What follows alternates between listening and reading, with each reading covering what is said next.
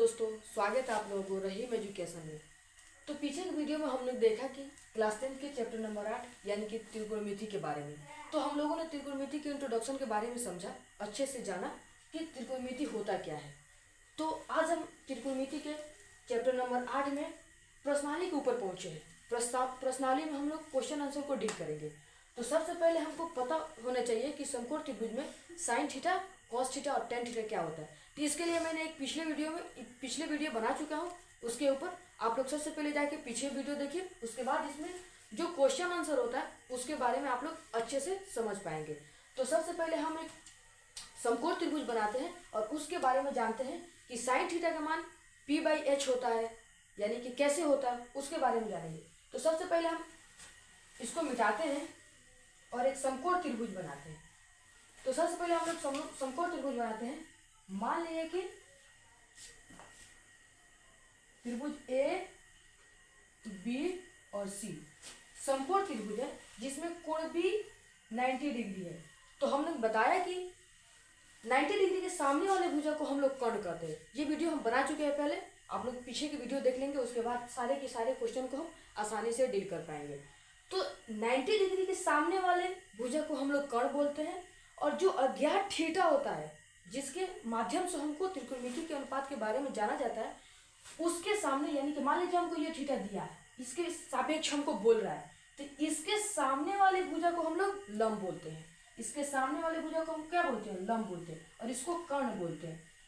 और जिसपे पूरे की पूरे त्रिभुज टिका होता है उसको हम लोग आधार बोलते हैं। तो आज हम जानेंगे कि थीटा के बारे में। जैसे हमको साइन थीटा बोल रहा है तो इस अज्ञात थीटा के सापेक्ष साइन थीटा का मान कितना होता है उसके बारे में जानेंगे। तो मान लीजिए ये त्रिभुज एबीसी में हमको थीटा दिया है, तो हमको साइन पता करना है कि साइन सी। और एक और सबसे बेसिक कंसेप्ट, जो हमको थीटा मिलेगा ना, वो कर्ण और आधार के बीच में मिलेगा। वो हमेशा, चाहे थीटा यहाँ रहे चाहे थीटा यहाँ रहे, अगर यही थीटा यहाँ हमको मिल जाता है, अगर थीटा के रूप में हमको ए मिल गया तो क्या होगा? ये कर्ण और आधार के बीच में हमको मिलेगा, क्योंकि कर्ण तो कभी बदलेगा नहीं, आधार थीटा के हिसाब से चेंज होता रहता है। तो जैसे में हमको यहाँ थीटा मिला है, यानी कि साइन सी के बारे में हमको पता करना है, तो हम लोग पिछले वीडियो के हिसाब से जानते हैं कि साइन थीटा का अनुपात कितना होता है। यानी कि साइन थीटा का अनुपात कितना होता है? तो साइन थीटा का अनुपात होता है लंब बटा के कर्ण। जो हम लोग ठीक बताए थे, हम बताए थे कि लंब बटा के कर्ण, उसी हिसाब से लंब बटा के कर्ण। अब हमको पता करना है कि साइन से जो है ना, वो क्या है? कर्ण और आधार के बीच के एंगल है। तो हमको आधार ये मिल गया है, ये हमारा क्या है? आधार है। आधार हमको मिल गया है। तो साइन सी का मतलब लंब बटा के कर्ण, यानी कि लंब इसमें कौन है? लंब है ए बी। ए बी बटा के, और कर्ण के रूप में कौन है? ए सी। ए बी बटा के ए सी। उसी तरीके से अगर हमको cos c के बारे में पता करना होगा तो cos c का अनुपात कितना होता है? आधार बटा के कर्ण। यानी कि cos c हमको पता करना है तो उसका होता है आधार बटा के कर्ण। अब हमको आधार कहाँ है? आधार के रूप में हमको BC मिला है। आधार के रूप में BC मिला है और कर्ण हमारा AC है, AC। तो इस तरीके से हमको कुछ इंट्रोडक्शन मिला, जिसके हिसाब से हम क्वेश्चन को सॉल्व करने में हमको आसानी मिलेगी और आसानी से हम क्वेश्चन को सॉल्व कर पाएंगे। अगर इसी तरीके से मान लीजिए कि थीटा यहाँ दिया है, कहीं इस थीटा को हटा के अगर थीटा को यहाँ कर दे, मान लीजिए ये थीटा कैंसिल आउट हुआ और इसको थीटा के रूप में हम यहाँ ला दिए, कोई दिक्कत नहीं है। हम बताएं कि थीटा जब भी होगा कर्ण और आधार के बीच में होगा, कर्ण और आधार के बीच में होगा। तो यहाँ से अब आधार चेंज हो जाएगा, कर्ण तो सेम रहेगा बट आधार चेंज हो जाएगा, क्योंकि अगर थीटा चेंज होता है तो 100% है कि आधार चेंज होगा, कर्ण कभी नहीं चेंज होगा, कर्ण हर हमेशा कर्ण ही रहेगा।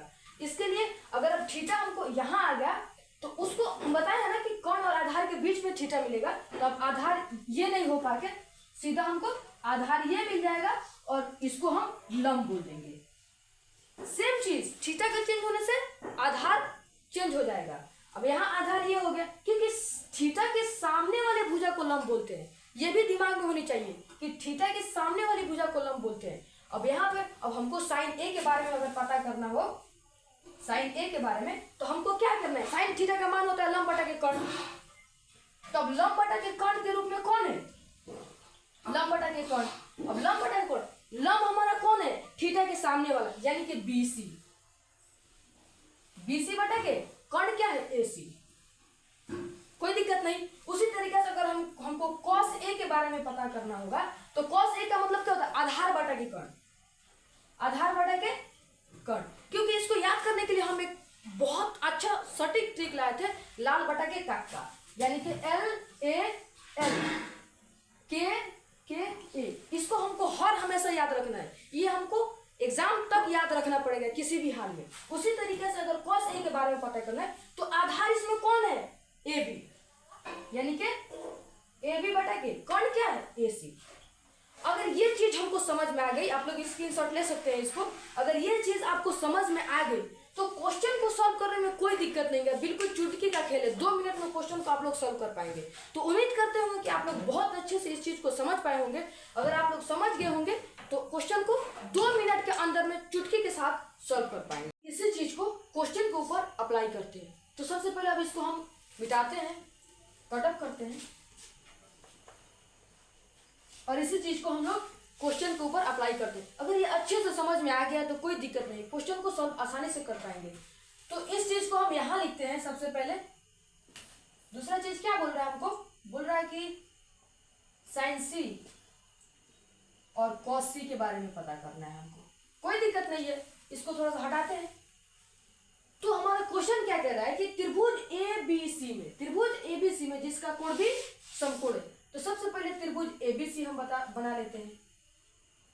मान लीजिए कि हमारा त्रिभुज A B और C है, जिसमें क्या बोल रहा है, जिसका कोण भी समकोण है, यानी कि कोण B बराबर क्या है 90 डिग्री है, समकोण ये है। तो AB का मान हमको दिया है और BC का मान दिया है, यानी कि AB का मान हमको कितना दिया है 24 और BC का मान हमको कितना दिया है 7 सेंटीमीटर। तो कोई दिक्कत नहीं है, हम लोग पाइथागोरस के हिसाब से AC का मान निकाल लेंगे, क्योंकि पाइथागोरस साहब ने हमको ये फॉर्मूला दे रखा है कि हम अगर दो रेखाएं का मान हमको दिया है तो तीसरी रेखा को हम आसानी के साथ निकाल पाते हैं, क्योंकि पाइथागोरस का रूल है।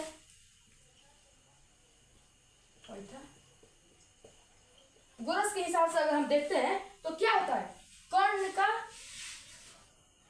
वर्ग लंब के वर्ग प्लस आधार के वर्ग के बराबर होता है। तो कोई दिक्कत नहीं, हमको लंब दिया आधार दिया तो कर्ण को आसानी के साथ डील कर पाएंगे, कोई दिक्कत नहीं है।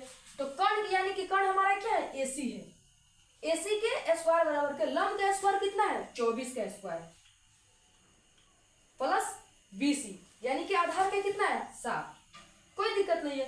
AC के स्क्वायर को अगर हम AC लिखते हैं तो 24 का स्क्वायर कितना होता है 576, 24 का स्क्वायर 576 प्लस के 7 7 49, कोई दिक्कत नहीं है। अब इसी को अगर AC लिखते हैं, अगर वर्ग को उधर टपाते हैं तो वर्ग को टपाते हैं तो क्या होता है वर्गमूल होता है।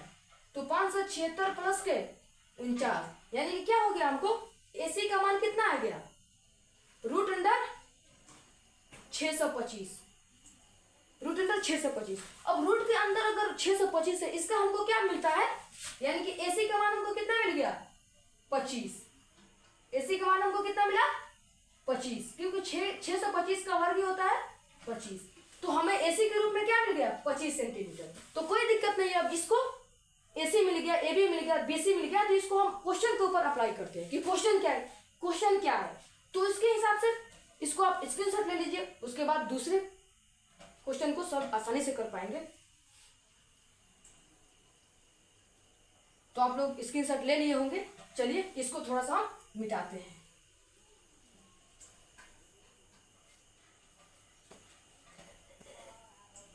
हमको 25 सेंटीमीटर AC मिल गया।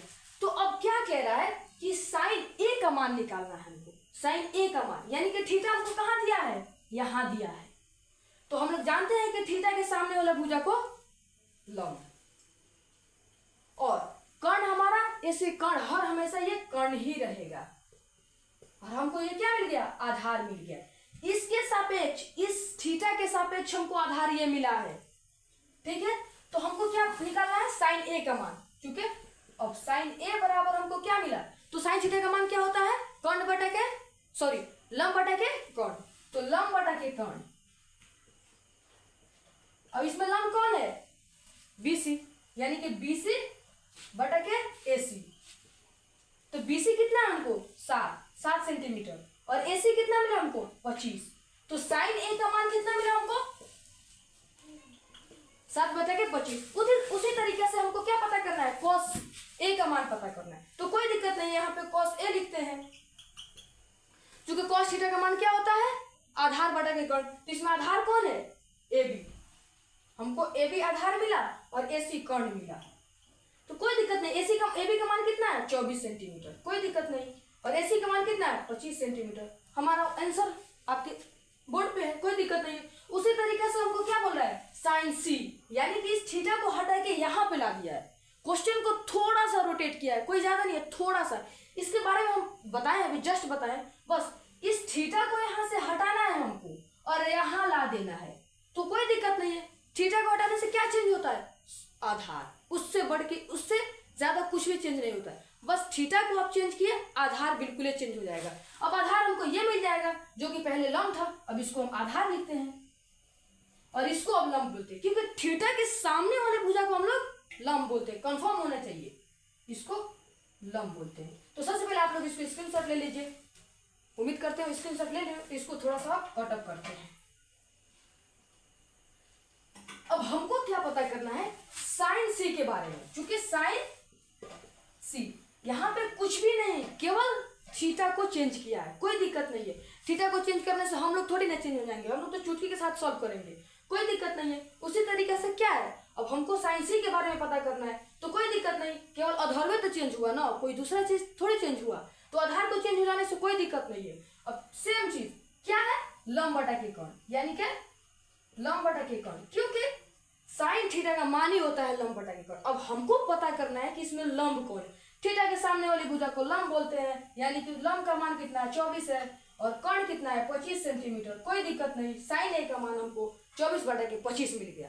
अब उसी तरीके से cos C को पता करना है, कोई दिक्कत नहीं है, cos C को यहाँ लिखेंगे, और cos का मान कितना होता है, आधार बटा के कर्ण। इसमें आधार कौन है भाई, BC को आधार लिए हैं, तो BC का मान कितना है, 7 सेंटीमीटर, और कर्ण कितना है, 25 सेंटीमीटर, तो कोई बात नहीं, 25 सेंटीमीटर। हम इस तरीके से पूरे क्वेश्चन को आसानी के साथ डील कर पाए। उम्मीद करते हूँ कि आप लोग अगला क्वेश्चन खुद से सॉल्व कर पाएंगे, कोई दिक्कत नहीं होगा। अगर आप जहां भी फंसते हैं सीधा मुझको कमेंट कीजिए, हम दूसरा क्वेश्चन को सॉल्व करेंगे। तब तक के लिए जय हिंद।